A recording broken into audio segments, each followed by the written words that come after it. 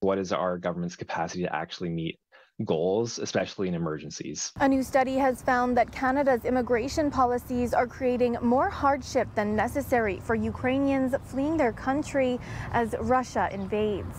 And this is despite Canada having the second largest population of Ukrainians outside of Ukraine and Russia. The University of Calgary study looked at a number of reasons why Canada is not welcoming as many Ukrainian refugees as other countries.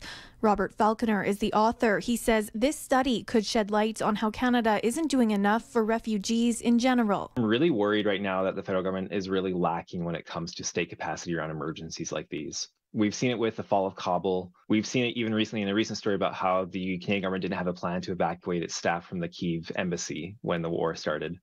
And we're seeing it now with this visa process. On March 17th, the federal government launched the Canada-Ukraine Authorization for Emergency Travel, an expedited process for visas. But Falconer points to other countries which have dropped visa requirements altogether and are accepting many more Ukrainians. Ireland chose to take a much more welcoming approach in making it easy for Ukrainians to arrive there, whereas Britain took an approach much more like Canada's, which was still requiring some sort of visa to enter the country. On a per capita basis, Ireland took 13 times the number of Ukrainian refugees than the United Kingdom. The federal Liberals said in March an unlimited number of Ukrainians would be welcome in Canada, but this graph shows a big difference in applications to approvals.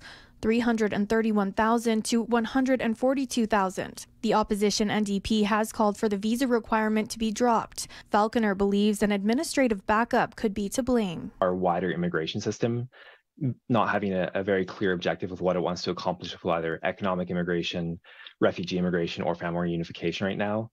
And as it relates to that, this really big backlog. The study also found 80% of Canadians are willing to accept Ukrainian refugees, compared to just 40% willing to accept Syrian refugees.